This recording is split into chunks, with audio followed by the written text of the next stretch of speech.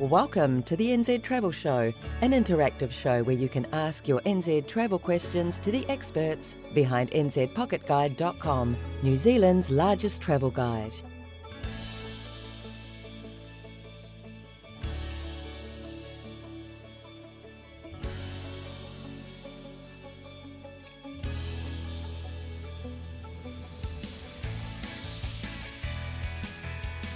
The NZ Travel Show will start in exactly 2 minutes. Just the time for you to hit the like button, ring the notification bell, and subscribe if you have not done so yet.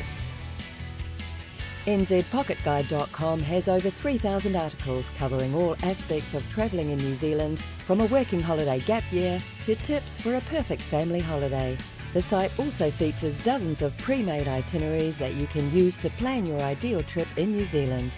It's all available for free at nzpocketguide.com, so check it out. The NZ Travel Show is hosted by Robin, the Operations Manager of South Pacific Pocket Guide, the company behind nzpocketguide.com. The New Zealand Travel Show is also hosted by Laura, a journalist and editor-in-chief of South Pacific Pocket Guide and all its publications, including nzpocketguide.com. We're exactly 1 minute away from the NZ Travel Show. Get yourself comfortable and start asking your NZ travel questions in the chat. Robin and Laura will go over them when the show starts.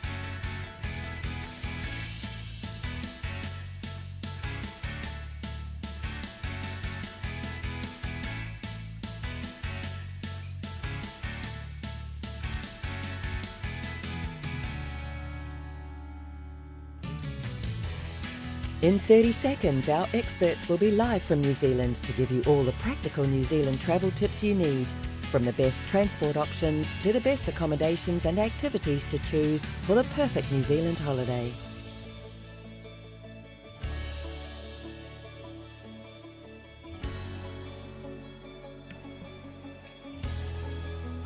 Live from New Zealand, this is the NZ Travel Show with your travel experts, Robin and Laura. Good morning, everybody. It is Sunday, the 9th of July, 2023. It is 8 a.m. in New Zealand, bright and early, and this is the NZ Travel Show. How is everybody doing today? It is quite a rainy day at the moment. I mean, not quite a rainy week, I'd say, in New Zealand. Yeah, very damp week in New Zealand, that's for sure. But, you know, nothing a good rain jacket can't handle. It's damp, it's dark, it's cold, it's windy. We had almost a horizontal rain yesterday. That was quite interesting. So, yeah, it is definitely the heart of winter in New Zealand. That's what we're experiencing right here. We always tell you guys the weather can change in a dime. It can be really rainy in New Zealand. Well, damn, we are right this week. Yeah, that's for sure. Yes, but there are plenty of amazing things to do in New Zealand when it's raining. There's still some amazing hot pools. There's some great museums. Yeah. There's still a lot of cool places to visit. Even a hike through the forest is usually pretty good because you're quite sheltered often. The canopy is quite thick when you hike in New Zealand, so at times it's actually not a bad thing to go on a bit of a hike. Obviously, don't go to like some crazy alpine environment for hours, but like a short 30-minute walk in a thick canopy forest in the north island of New Zealand can work very well and can be quite refreshing. And on top of that, I would even argue that geothermal parks are better in the rain. If you guys haven't checked out our video of when we go to Oraki Korako, we do that completely in the rain, which is it actually makes the experience much better. It makes the you see the steam a lot more. It has more sort of like contrast in the colors. It's really cool. So yeah, even though it's raining, there's still some amazing things that you can do in New Zealand. Yeah. Sorry about that, I realized I left one of the lights on that shouldn't be on. Anyway, Adil is here saying, Kia ora, Robin, Laura, and all the viewers. Always remembering all the viewers, Adil. I really do like that. Good morning, Adil. And also, around the end of the video, he's going to ask us, what is this theme for next week? What is next week's theme? And Robin is prepared to answer. I was about to say, which I already forgot. Oh, okay, I'm prepared to answer. Okay, Laura's going to get... Laura will get you, my friend. Laura will get you. All right. But as per every week, we do have a theme, so let's get started with that.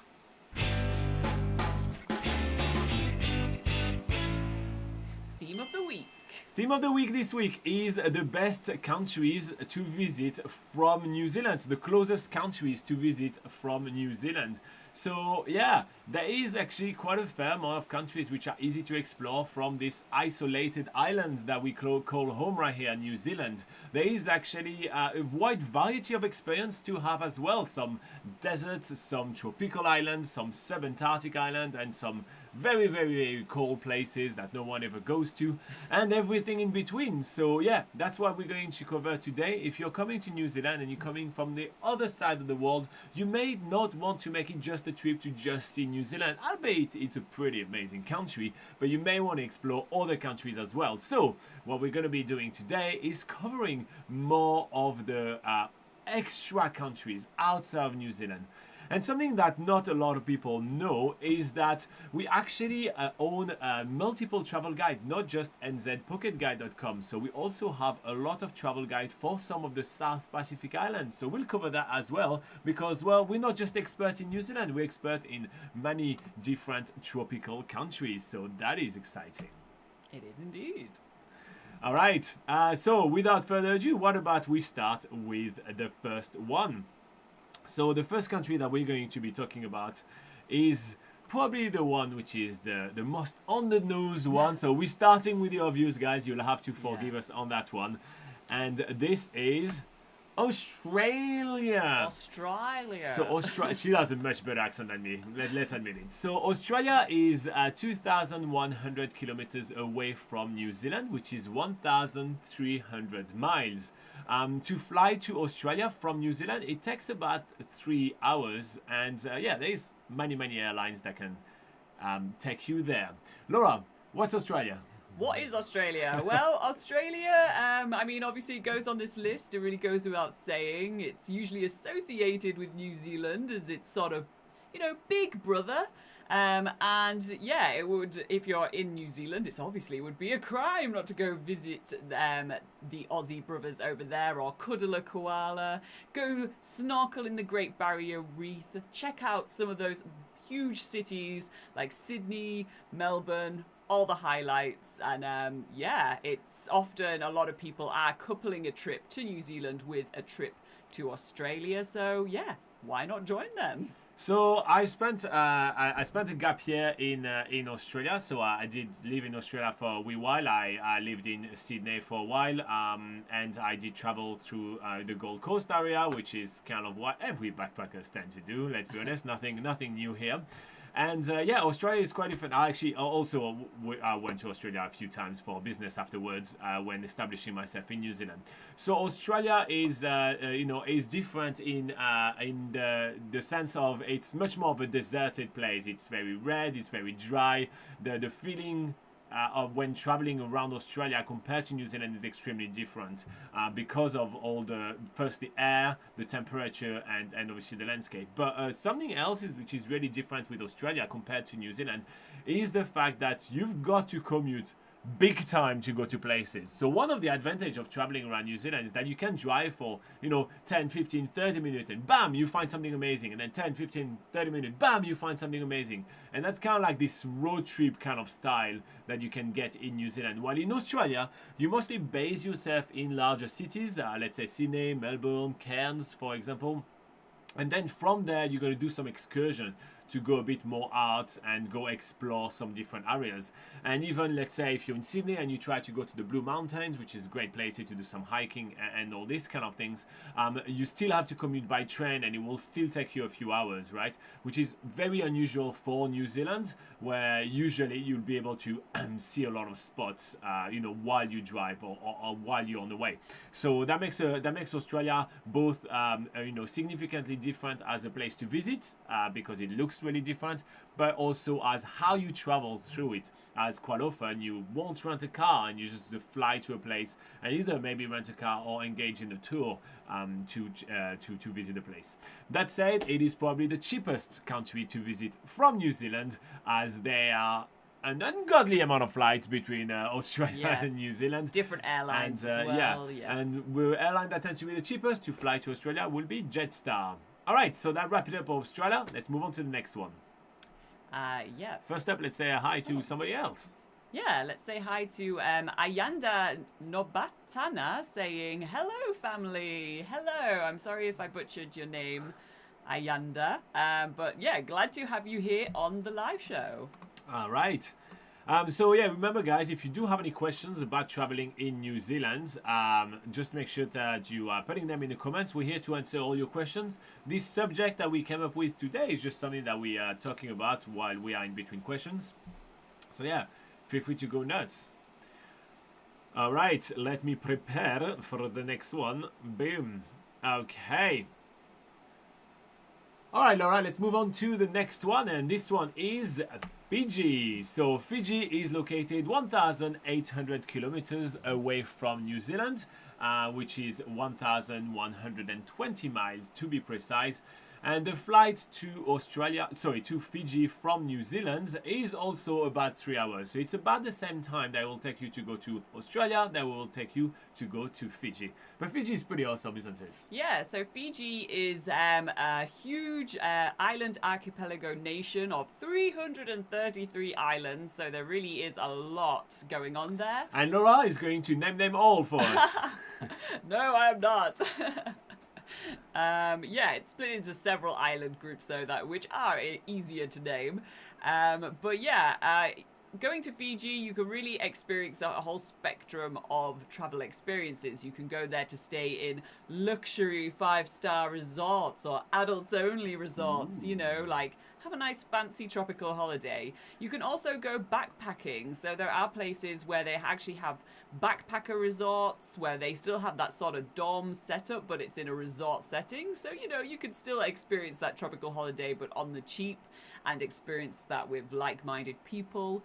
Alternatively, if you're a family, then family holidays are also really popular, and there's loads of stuff for kids to do over there. So yeah, well, whatever type of traveler you are, there's usually something amazing to discover in Fiji. So I don't know if you, so again, as mentioned in the intro of this video, I don't know if you know that, but we also run a website called FijiPocketGuide.com. It's like NZ Pocket Guide, but for Fiji. So you may want to check it out to plan your holiday in Fiji. But let's talk a little bit about what makes Fiji different from New Zealand. So Fiji is different from New Zealand in such that it is a really tropical kind of place. It's your island paradise. You've seen it on TVs, you've seen it on shows like Love Island and Survivor and all this quality TV programming that everybody loves. So Fiji provide this kind of paradisiac place, but also with all the safety of having a lot of very international resorts such as Radisson, Hilton, all those kind of things. So if you feel like you want your comfort from what you used to when you're traveling but you want a tropical setting, then Fiji can be a great place for you, and it's fantastic for family. So Fiji is quite similar to New Zealand in some ways as well. When you're flying to Fiji, you'll be flying to Nadi, which is the largest city in Fiji, and yet still not the capital of Fiji. It's a bit like New Zealand. When you fly in Auckland, you fly to the biggest city, and bam, it's not the capital. The capital is Wellington. So the capital of Fiji is Suva. All right, but one of the places where most people will be heading when going to Fiji, when coming from New Zealand, just because that 3-hour flight, you may want to take like a 5 days or 7-day holiday to get, to that tropical island. One of the places that people are mostly going to be visiting will be the Mamanutas Island and the Yasawas Islands. So there are two island groups which are located quite close to Nadi and the Denaro Island, which is a made up island. It's not really an island, but it's basically where you're landing. So where you're landing, nearby there's Mamanutas and the Yasawas Island. Those are your little dotted island in the middle of the Pacific Ocean. Those beautiful like white sand with crystal blue waters around. Those are those two areas that you may be looking for. And that's the one that you want to look into. Otherwise, there is some really kind of cool tropical rainforest and more like, rugged islands on the other side of Fiji, but usually there will be Nadi, the Mamanutas, and the Yasawas Islands. All right, so that wrap up our little spiel about Fiji. Moving on. Action is here. Ashkan, sorry. Dear Robin and Laura, I love to see you again. Oh, that's lovely. A nice comment. I do like when people are just, happy to see us. We're always happy to see people. How is it going for you, my friend? So today we're talking a little bit about different places that you can visit when you are in New Zealand. But if you do have any questions about traveling in New Zealand, go nuts. Yeah. We're here for you, my friends. Otherwise, we'll continue blabbering about beautiful paradise places. I mean, the truth is why we're doing this subject right here is just because we really cold this winter in New Zealand. I know. So we just need to warm up a little. So we're just going to talk about some nice tropical destinations, some countries that are a little bit warmer than New Zealand. Does it work? Are you feeling warmer right now? Oh yeah. I think it's working. Until we get a bit later in the list, and then when you go south from New Zealand, things aren't so warm. Yeah. The end of the list is not going to be as cheerful as the top of the list is. Not. We're going to start getting cold, but that's okay. That'll be fine. We'll survive. But yeah, again, guys, feel free to ask a question in the chat. You guys are so quiet today. I think I know why everybody's quiet today. Why is everyone quiet today? Because Fabio and Lauren are usually like kind of pumping up everybody. But Fabio and Lauren, which are two of our amazing Patreons, arrived in New Zealand this week, which is really exciting. Yeah. We're going to see some of them literally in the next couple of weeks, which is quite exciting. Doing some winter traveling of New Zealand, which, I really respect. It's a good time to travel in New Zealand that not enough people are doing. Yeah. We were really happy to hear that they were coming around that time of the year, just because you get this feeling of getting the whole place to yourself. You it's pretty do, awesome. yeah. I do love that. I do really love that. All right. So, let's continue, guys. So next on the list is Samoa. So Samoa is located 2,800 kilometers away from New Zealand, which is 1,740 miles in freedom unit. The flight time from New Zealand is about 3 hours and 45 minutes, so a little further away from the last two entries. Laura, tell us about beautiful Samoa. So Samoa is more of an off the beaten track South Pacific destination in this part of the world. It is really focused on its natural attractions as well as its culture. So Samoa has a really some really deep traditions that are part of the Polynesian culture. And that's very, very accessible when you go there. It's not really like people are putting on a show for you. It really feels authentic, and you basically feel the culture as you're traveling through. So that's the first really awesome thing about it. But yeah, the natural attractions, like I say, are sort of like the really big wow factor of the country. It has huge swimming holes, like sinkholes with beautiful turquoise water in the bottom. It has huge waterfalls, blowholes, all that sort of thing. It's also a great place to swim with turtles in their natural environment as well. So, all that beautiful stuff, you can find it in Samoa.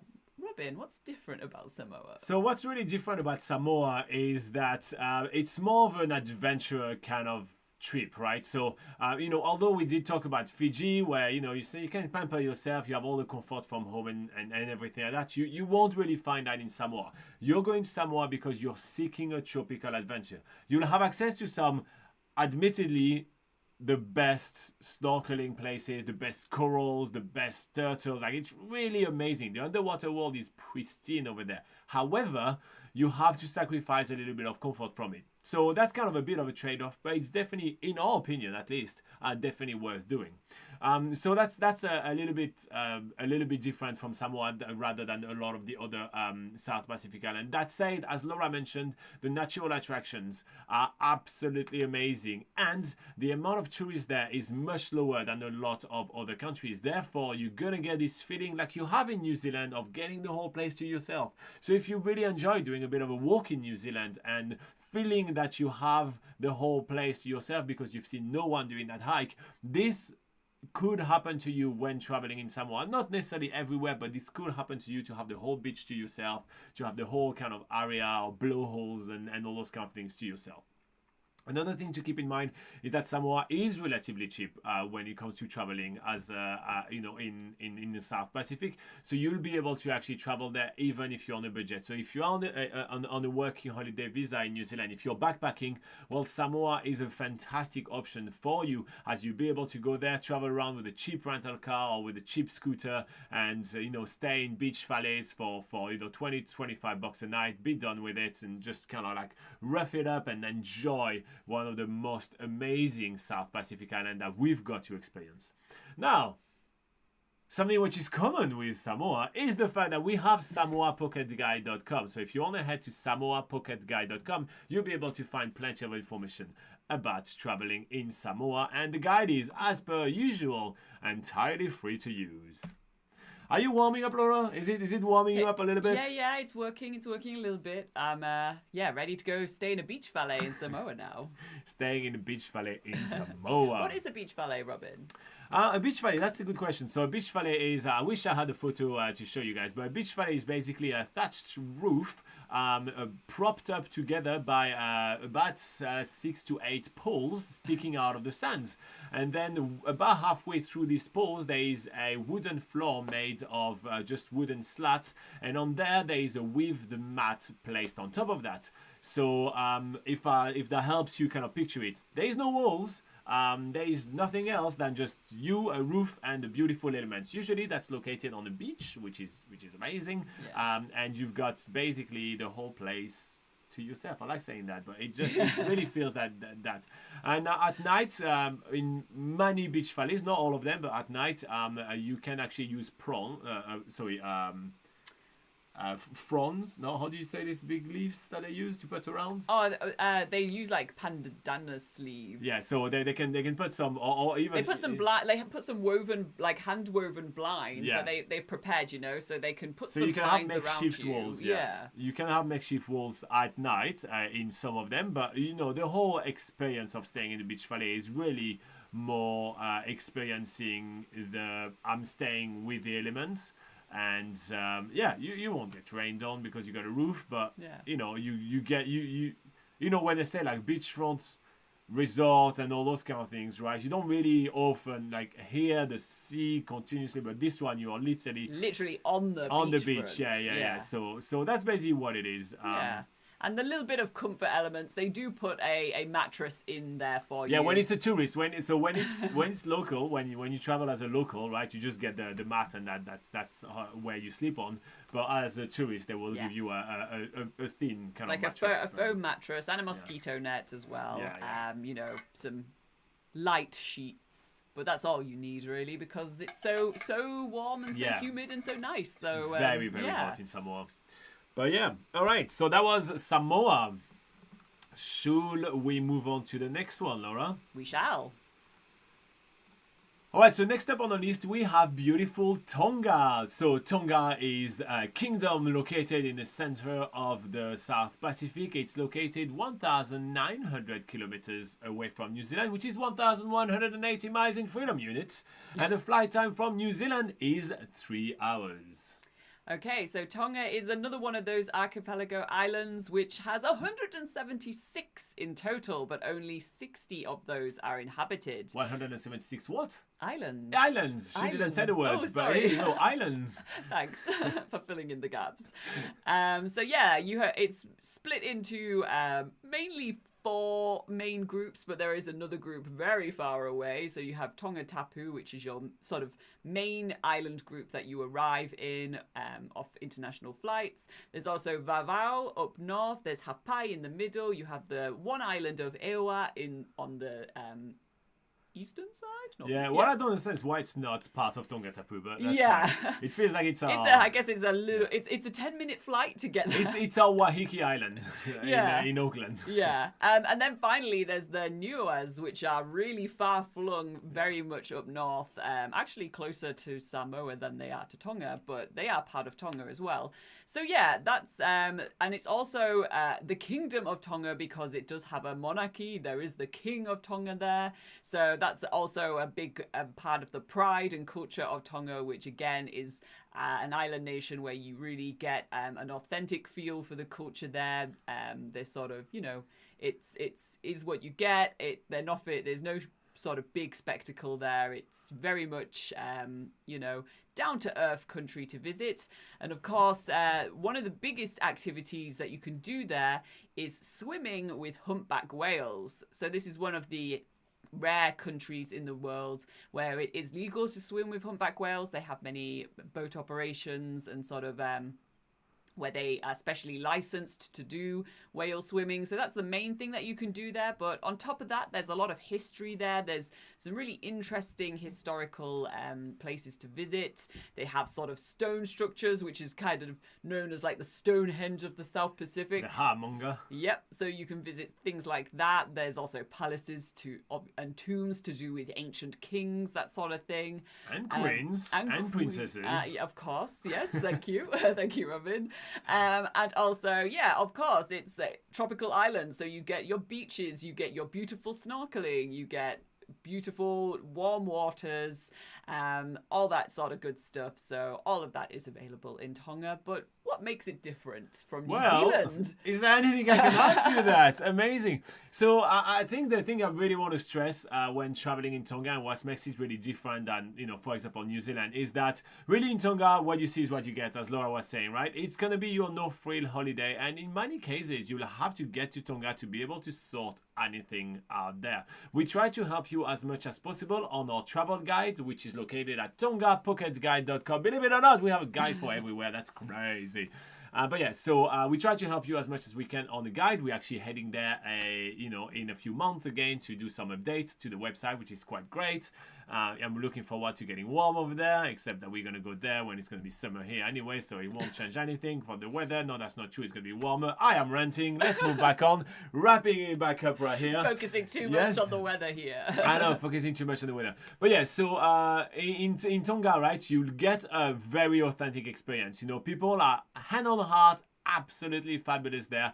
But they'll tell you, no, they won't do something because they just don't want to do it. Or if the driver that you hire is just decided that today, wants the day off, is just not going to show up. So that's kind of like the kind of country that you can expect. That said, by going there, oh my God, you get access to some absolutely fantastic landscapes. And what's really good about Tonga is that you get a bit of everything. So there are some South Pacific islands like Palau, which have very, very strong and amazing World War II history and World War II sites. So, really cool, like kind of history. But you also have some places which have like pristine island that we just talked, like with Samoa, for example, where it mashes both of them together in Tonga, where you have some amazing historical site, as Laura was talking about, a monarchy, really different kind of way to approach their democracy as well. It's just really kind of interesting and historical. There's museum, there's palace, there's tombs, there's historical sites. So it's really cool. But it also has those massive blowholes. It also has this amazing kind of pristine white sand beach just off the shore of Tongatapu. Like limestone caves as well. Limestone caves that you can go in and even swim. Yeah. So it's just really amazing how you get a little bit of everything there. And obviously you get really amazing coral kind of to go swim. Albeit a little bit, I know experience, a little bit less kind of wow than it was in Samoa. But you get amazing coral. You get swimming with the cetaceans. It's just really awesome. So yeah, so I like the fact that Tonga is offering a little bit of everything. So that's what makes Tonga different and worth visiting. Yeah. Okay. So far so good. You picking your next holiday, Laura? Or no, just yeah. Well, I think now there's too much choice, and so we've only said 4 different countries. So. All right. Can I just throw a wrench in the plans right here and add another one? Of course, go for it. All right, so let's move on to the next country on our list, and that's the beautiful Cook Island, also known as Raro. Oh, no, I haven't prepared. Okay, let's just... That's not the right photo. That's not the right photo. Okay, so next on our list, we're having a beautiful Cook Island, also known as Raro by every Kiwi, I think. Every Kiwi will call it Raro. Very popular holiday spot for New Zealand. Yes. So Raro is short for Rarotonga, which is the largest island in the Cook Island. Anyway, so the Cook Island is located 3,000 kilometers from New Zealand, which is 1,865 miles in freedom units. That's right, Laura. Freedom units. The flight time from New Zealand is 3 hours and 45 minutes. Yes. Okay, Laura, tell us more about the Cook Islands. Yeah, so out of all the South Pacific islands, if there was a South Pacific island that would be closest have the closest vibe to New Zealand, it would have to be the Cook Islands. That's mainly because their culture actually derives from very similar places. In the Cook Islands, they're known as, the indigenous culture is the Cook Islands Maori. Obviously, Maori is the indigenous culture of New Zealand.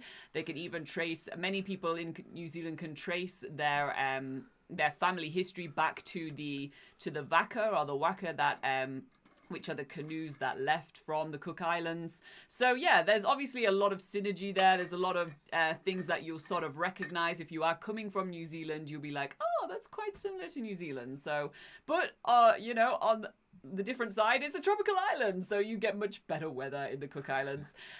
So the Cook Islands are 15 different islands. So although it's not as vast as places like Fiji and Tonga, those 15 islands are actually spread very far across the ocean. So the main island that people come to will be Rarotonga.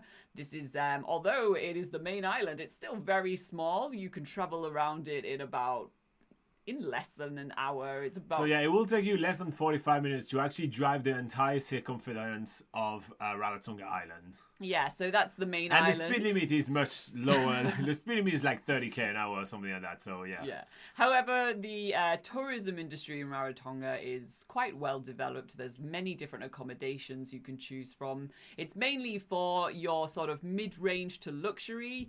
If you're traveling there as a backpacker, you have very limited options, but it's got beautiful sort of private villas all the way to resorts, that sort of thing. You can do the self-catering holiday there, as most accommodations do have self-catering facilities. But yeah, and also the main thing about Rarotonga, and I'm about to talk about Aitutaki, which is the other sort of holiday hotspot in the area. The main thing about those two islands that they are surrounded by beautiful lagoons. So it is really about that sheltered, safe snorkeling, the opportunity to swim with turtles if you go on guided tours. So yeah, it's just sort of picture perfect, beautiful lagoon, more focusing on the lagoon sort of side of things. And then I think it's just is it about a couple of hours flight away, Aitutaki? Yeah, an hour and a half. Yeah, quite a short flight away from Rarotonga is Aitutaki, which is sort of a larger lagoon but a smaller island. And there they do, their main focus there are lagoon cruises, where you get to do some island hopping, some tiny little islets that are in the lagoon, which is a really awesome experience. Snorkel, like what we're doing on this photo. Yeah. Look at Laura and I enjoying ourselves tremendously right here. Yeah, so a lot of amazing snorkeling there in Aitutaki.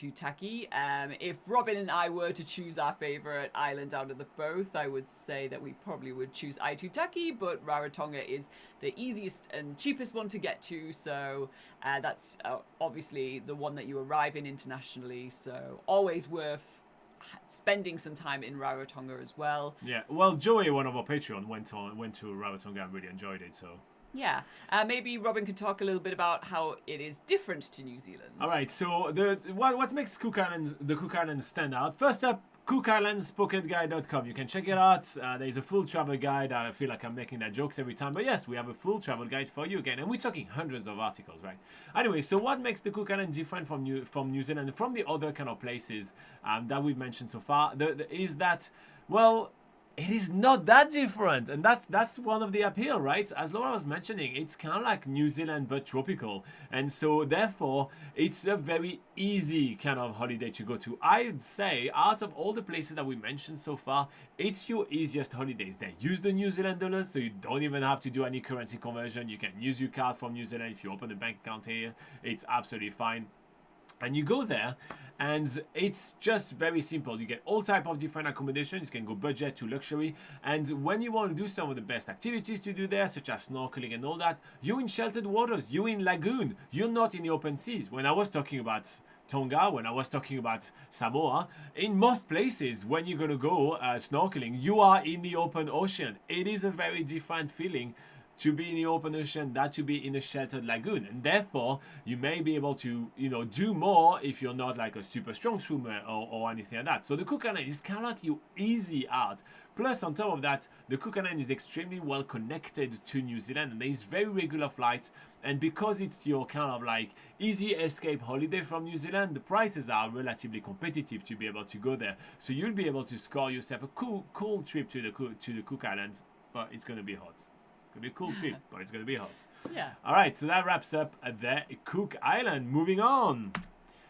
All right, I like the fact that this one we're on the photos. I mean, I like the photo that we chose so far, but we're never on the photos. So yeah, I'm glad we're on the photos for this one. I did enjoy Simi and the turtle. By the way, one thing that I do every single time we encounter wildlife when we travel is that I name them. So yeah, so this was Henry the turtle. So yeah, just so you guys are aware. I'm pretty sure that's not the first turtle you've named Henry. No, not all turtles are the same, Laura. Just jeez, that's rude. Yeah. But yeah, so I named wildlife. No, that's the thing I like to do. So yeah, I named wildlife, and this was Henry. All right. So let's move on to the next one and our latest trip, and that's the beautiful small island country that nobody ever heard of Niue. So Niue is... Oh yeah, sorry, I was supposed to say that. Sorry, oops. So Niue, 2,400 kilometers away from New Zealand, which is 1,490 miles in freedom units, and it is a 3 hours and 30-minute flight away from New Zealand. Sorry for forgetting that, Laura. That's okay. Yes, tell us about Niue. What if you want to visit one of the least visited countries in the world, then put Niue on your bucket list. And just because it's the least visited, by no means there's nothing to do there. There is a ton to do there, and again, it is quite similar to New Zealand in that you go there mainly because of the natural wonders and the natural beauty of the island. It's very unique. It is the world's largest raised coral atoll, which means most of the island is made from limestone, which in turn means there's a lot of amazing caves, a lot of amazing pinnacles, chasms, all these big dramatic natural attractions that you can easily access on very well maintained what they call sea tracks, which are just short walks to these coastal attractions, as most of the attractions are all on the coast. It's uncrowded. As being one of the least visited countries in the world, it's very uncrowded. You often in places by yourself, or maybe just with one other group or couple. So I mean, after a day on Niue, since there's only a flight a week, you only have that small batch of, let's say, 30 tourists on the island at one time. After about a day or two, you've seen them all in all the eateries and all the sea tracks anyway, so you kind of know who they are, and you even can tell when you see a rental car here and there, the person that has the blue rental car, you know who that is, that couple, you know who that couple is going to be, the guys with the red rental cars, etc. So you kind of get, you get used to it, and you know everybody very quickly. Yeah, so unlike the other tropical islands, it's really not a place for nice soft sandy beaches. That's not to say that there isn't any snorkeling. There's some fantastic snorkeling. Snorkeling in some of the clearest waters you'll ever experience, with Niue being a mainly limestone island. Yeah. You're getting, it sort of filters any of the water that does go on the island, because it does kind of rain a lot, it's tropical, but that sort of gets filtered through the island, and there's barely any actual, silty, dirty runoff at all. So you're swimming in crystal clear water, seeing amazing... You have the opportunity also to swim with whales in Niue. You have the opportunity to do dolphin watching. Spinner's dolphin. Woo! Yeah. It's really fun. Yeah, and you can even do that from the coast. You don't necessarily even have to go on a boat tour, but you can often see it from the coast because the drop-off from the reef is so close to shore. So you can see all this sort of wildlife action if you're just sort of, gazing on the horizon with your cocktail on an evening. So yeah, what else would you say is different about Niue? All right, so one thing which is really different about Niue is that you can't really see, but behind Laura right here on the New Zealand map, there is actually Niue right here, because Niue is a state in association with New Zealand. So the same thing I was talking to you guys about with the Cook Islands, you go there with your New Zealand dollars, with your New Zealand card, and you'll be good to go. The great thing about Niue is that it's very small, so you'll get to feel like a local within only a few days, and that's a very unique feeling when it comes down to traveling. And so I think that is the thing that I want to leave you guys with when you think of Niue. Another great thing is that there is NuePhuket.guide.com. So here you go. You can check out NuePhuket.guide.com and find your whole travel guide for the nation of Niue, which is fantastic. It's our latest trip. We absolutely loved it. And in fact, after this video, we're going to hang out with our Patreon subscribers and check out the photos of our latest trip. I promise that's the last time I'm plugging in one of our websites. But yeah, no, it's a fantastic country. We absolutely love this place. And don't be too afraid of the fact that Laura said there is no sandy beach. There is still many, many amazing places to snorkel and to really have a blast in the water there. All right. Kiri Loren is here saying she's jumping off into the shower after her gorgeous rainy run in Dunedin. Oh, that's cool. Yeah, Clay hasn't complained about the rain just yet. Clay is one of our other Patreon subscribers, which lives and works in Dunedin. Yeah. So yeah, but Dunedin is fantastic in any weather. Yes, I do like Dunedin. Amazing museums there if you really want to stay out the rain. But if you just want to, lap it all up, go onto the Otago Peninsula and check out some amazing wildlife tours. Go see some penguins, sea lions, seals, all that good stuff. Even albatross. Can't forget the albatross. So yeah, there's even in the rain, seeing all those wildlife is just like amazing. Also, Kiwi Loren, we do need a quick rundown on your first week in New Zealand. We do need, we want to know what happened to you. So, yeah. I was saying welcome to you and to Fabio that you both arrived in New Zealand, I said at the beginning of the video. What is Adil asking? Adil says, I've asked this question before, but since today's topic is about the South Pacific Islands near New Zealand, I will ask the question again. The question is... I think I can guess maybe what the question is. All right. Well, we'll see if you're right. While you are coming up with your question, Adil, we're going to talk about our next location, and then we'll get back to it. Yes. All right. Next on our list, we have beautiful Vanuatu. So Vanuatu is located 1,900 kilometers away from New Zealand, which is 1,180 miles. The flight time from New Zealand is 3 hours and 15 minutes. Okay, so Vanuatu, if culture is what you seek, then don't miss this amazing island nation, which has an ancient history and diverse culture.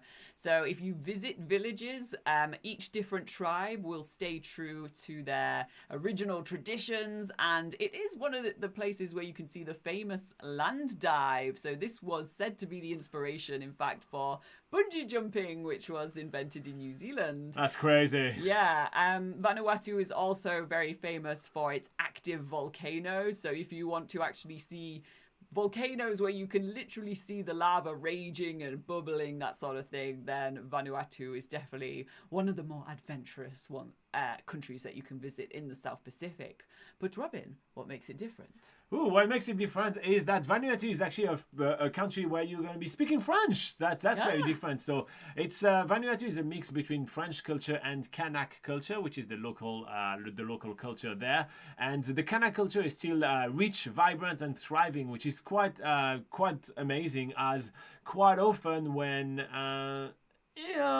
in some French places, the local culture is completely washed out. So this one's still super thriving, and you can still really embrace it. So from climbing on top of a volcano to, watching some land dive, which literally they are wrapping up some vines to their legs and then jump from tall towers. It's crazy. But yeah, so it's fantastic. You're going to also experience some amazing French food, which is really great as well. Absolutely fantastic people. Just brush up a little bit on your French because the level of English is a little...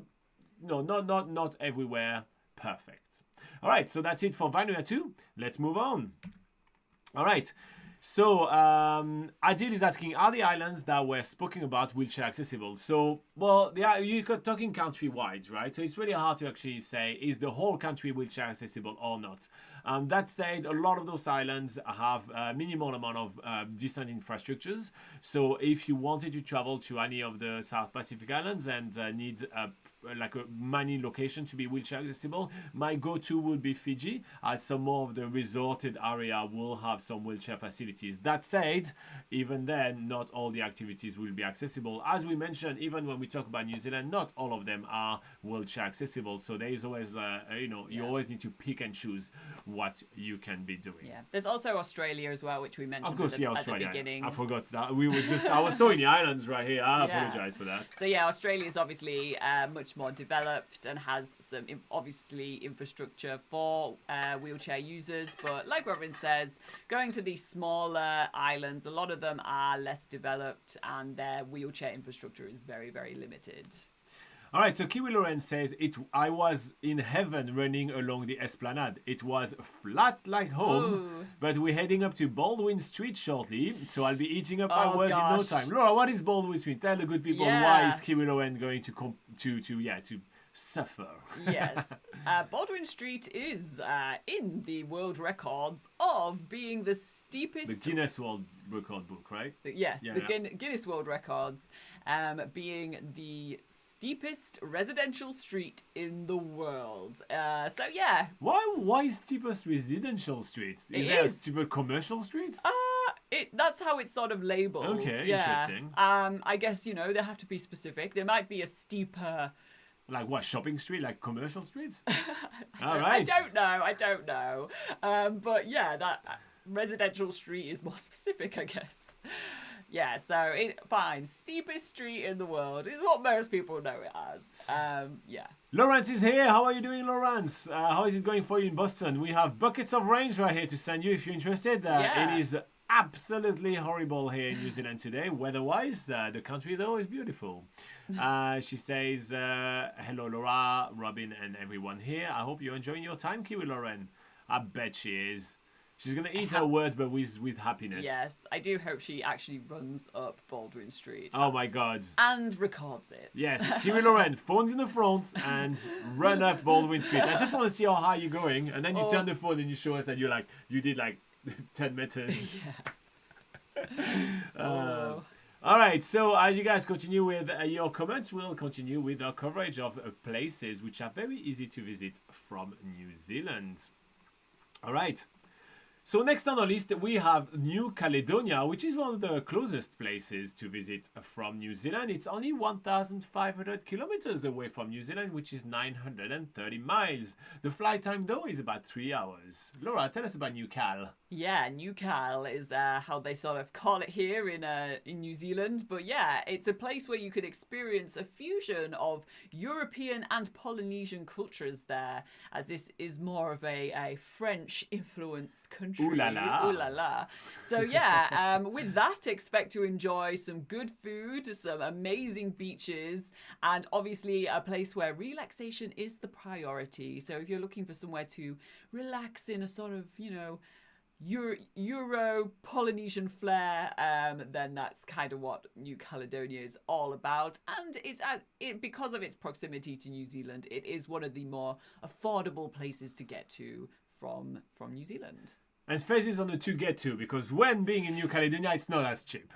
Now, so what stands out most with New Caledonia, as Laura started hinting, is the food. The food in New Caledonia is really exceptional. There is a strong emphasis over there on, making the food experience very French and very exceptional. And that's how they really promote themselves into the Australian and the New Zealand market. And it truly is the case with some phenomenal food outlets there.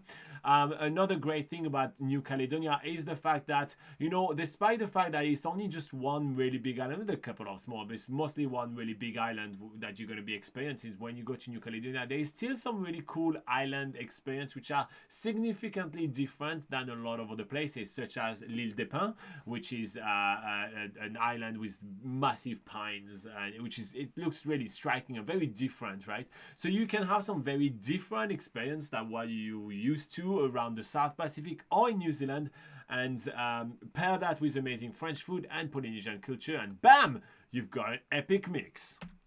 All right, What's going on with Kiwi Lauren? So Kiwi Lauren is running us through her first week in New Zealand. So she says, the first week here has been gorgeous and soul-filling. I've reunited with my friends, been up to Cape Reinga, visited the Waitangi Treaty Grounds, caught a musical with a group of friends in Welly, visited the Gallipoli exhibit at Te Papa, got a tattoo of the New Zealand map in Lower Hutt. Yeah, I love the tattoo, by the way. She posted a photo of it on the Facebook group. Yeah, that was really cool. And now we're in Dunedin and heading through the start of the Catlins today.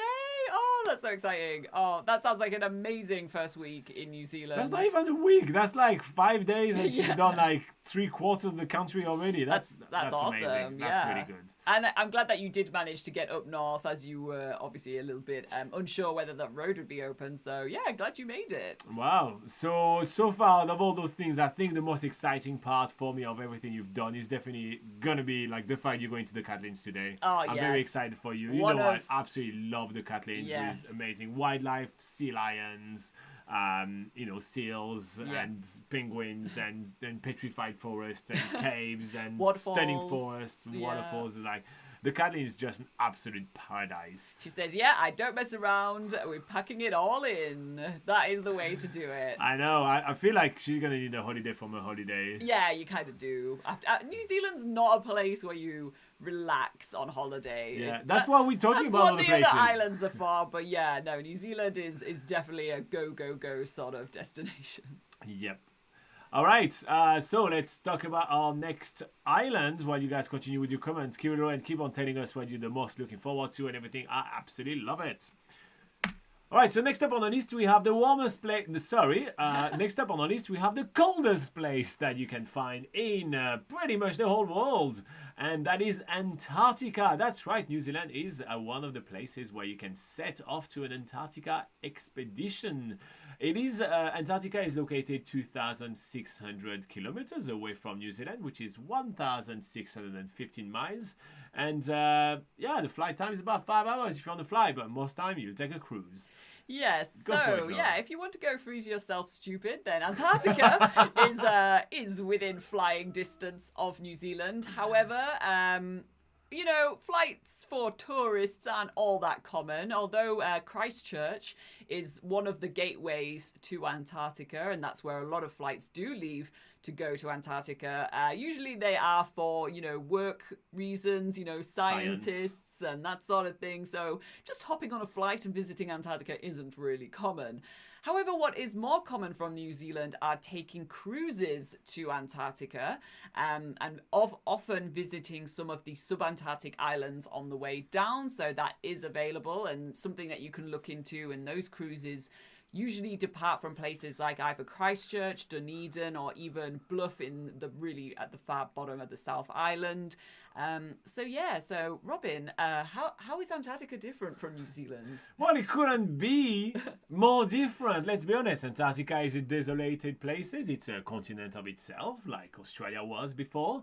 And there is penguins. There is more penguins than there are people. So, if you're... Just the way I like it. Yeah, if you're not into those people, those pesky people, go talk to the penguins. But obviously, I feel like it's an obvious one right here. It's very, very different. It's not even really a country, is it? It's just a continent with a lot of flags on there. Yeah, which is split into several countries owning Antarctica. It's a fascinating subject to research, by the way. If you do have some spare time and you want to learn something new, research who owns Antarctica and check out how and why and everything. It's kind of fascinating. Yeah. And if you don't want to travel all the way to Antarctica but want to learn about it, then there is a place in Christchurch you can go learn about it. Yeah, which is called the Antarctic Centre.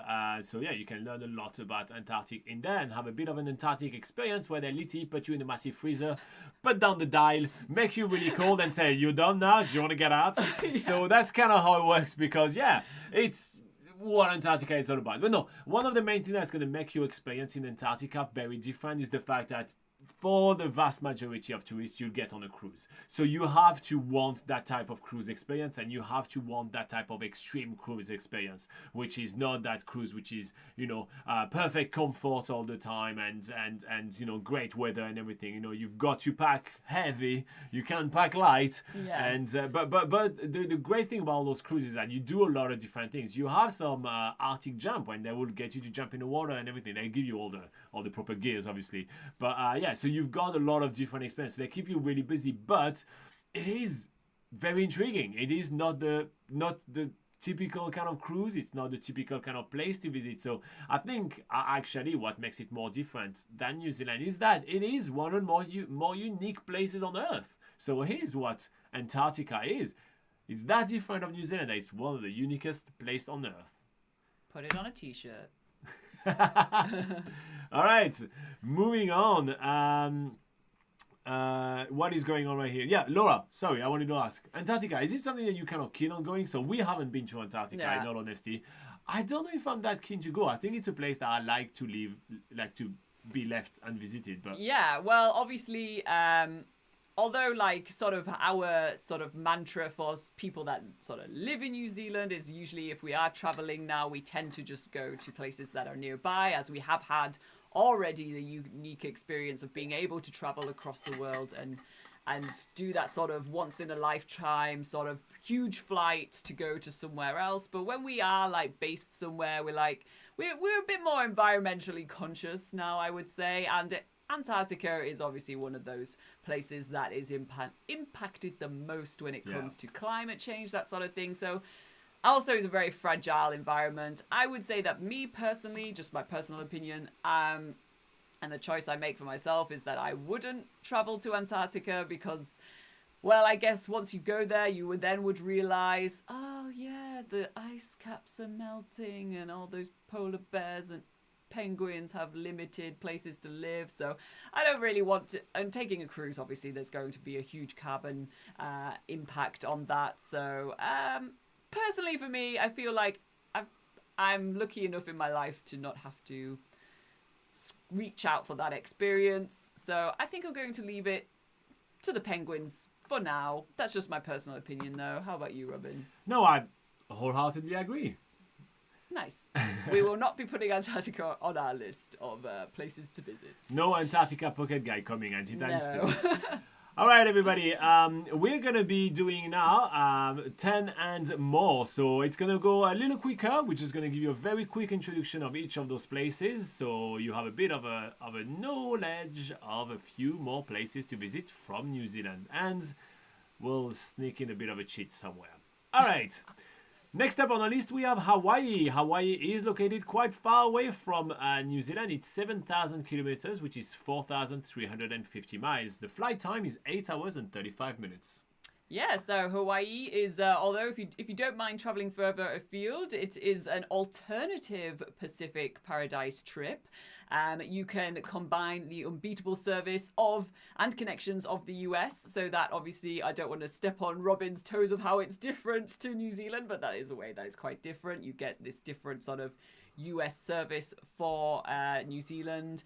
And yeah, it's a hot spot for all sorts of different styles of travel, whether you want to go as a backpacker. There's plenty of hostels there. There's places for families, honeymooners. So yeah, Laura does not know the meaning of the word quick. But so Hawaii will be your tropical US holiday, and it's becoming really quite popular for the Kiwis. Next up on the list, we have something very different, and it's the island of Tuvalu, or the island nation of Tuvalu, should I say. It's located 3,000 kilometers away from New Zealand, which is 1,865 miles. But the flight time is 6 hours. It is a long one. Not easy to get to. No. So yeah, it is the world's smallest country and definitely a destination for the free-spirited traveler. It's made up of 9 islands, and it's located just below the equator, so nice nice and hot. It's located between Fiji and Kiribati, so that's between those two islands over there. And yeah, it is a very hand-on-heart amazing nation to visit with, you know, some quirk with the fact that basically the playground and the place where all the kids hang out is literally the runway of the airport every evening, just because it's so small, and it's also one of the lowest leveled islands, so it's slowly, sadly disappearing due to the rising sea levels. Yes. All right, so next up on the list, we have a little bit of a cheat, and that is Stewart Islands. So Stewart Islands is not really its own country, is it? It's in New Zealand. Laura, why did you put that on your list?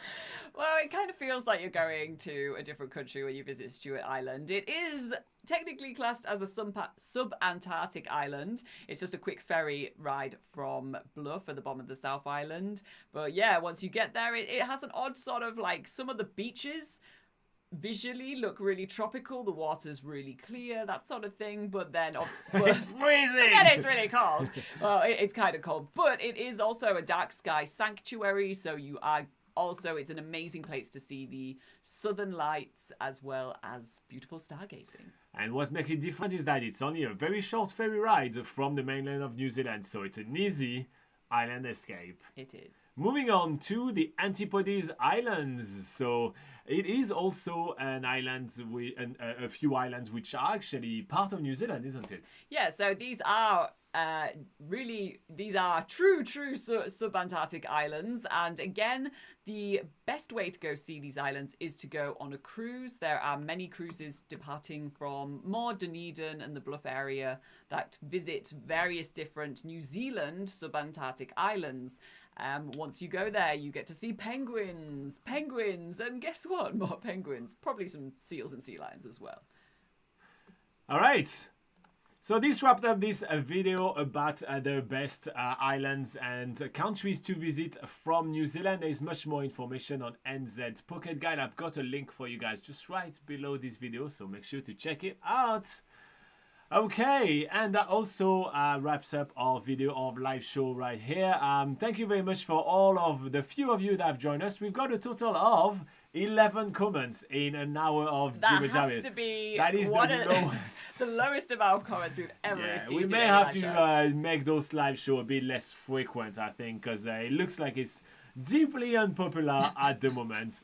But if you're watching the replay... Your silence has spoken very loudly. Silence has spoken. So if you guys are watching a replay of this and you think the silence is wrong, just leave us a bit of a comment. Tell us you actually enjoy the show. Because, come on, 11 comments is kind of funny.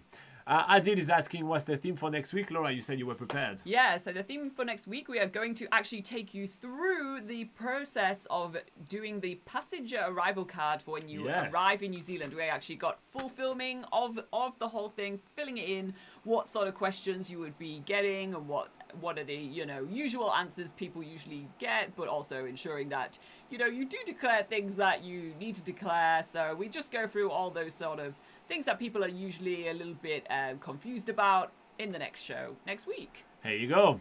Lauren says, where's everyone at? Well, hopefully exploring New Zealand, not watching TV. That's kind of what makes life easier. Yeah. And Kiriloen says, I love your live show. Sorry, I've never thought I'd say this. Maybe I should talk more.